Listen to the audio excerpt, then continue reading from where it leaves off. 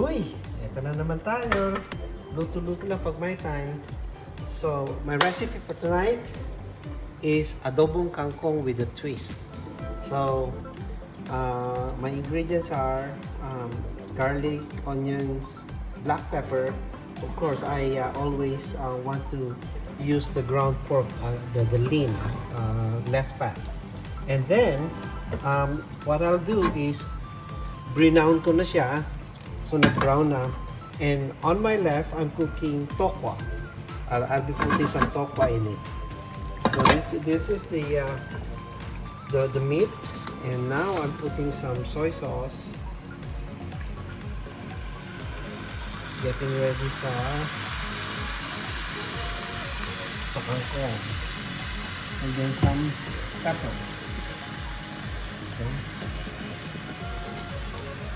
You know. Okay. And then, here's my kangkong. Dami, oh. Papakain na naman ako na isang barangay ngayong gabi.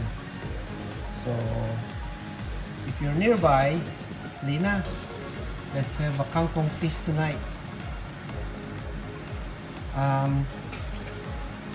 So, kung sa tingin nyo, masyadong maliit yung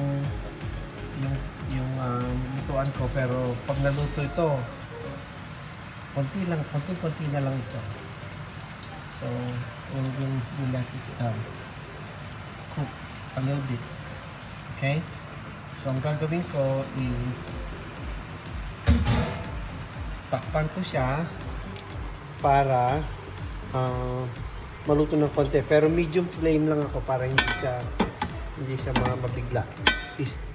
Parang ini-steam ko lang, pero lutuin ko lang ng half cook.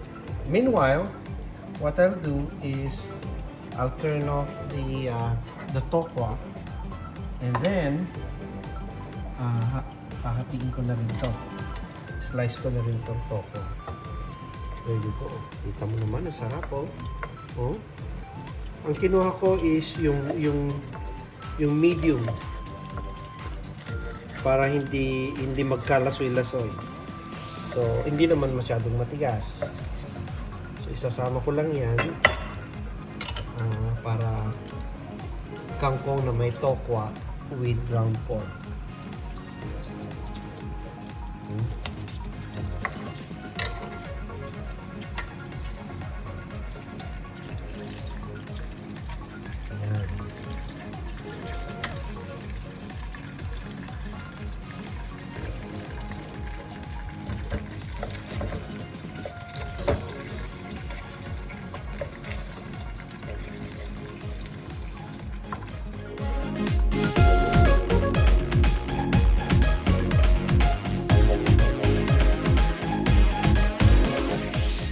Yan na yung kangkong, oh, with yung giniling.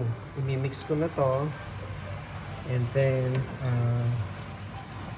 isasama ko na yung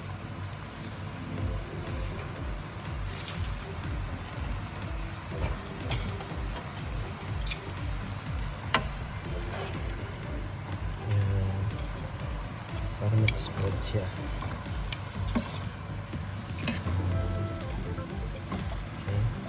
Daming sahog, no?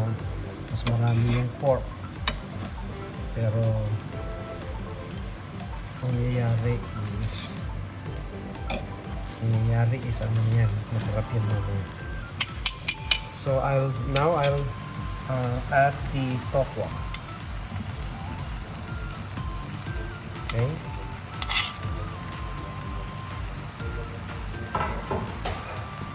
And then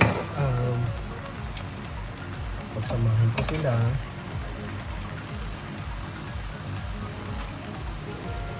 Spread ko ito.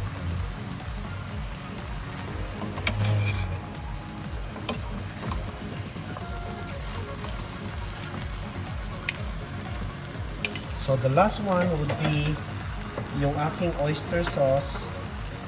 Isasama ko sa cornstarch para lalapot siya. So, this is oyster sauce with cornstarch. Ayan.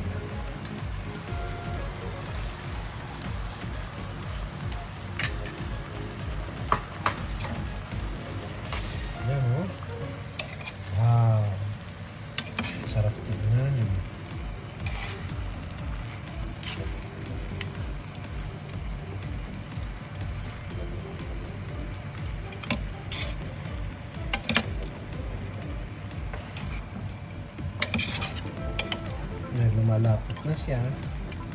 Getting thicker.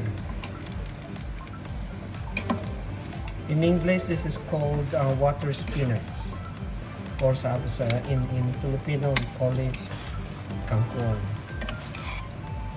Yan o, dapat na yung thickness ng kanyang sauce. There you go. Tapos na. That's it.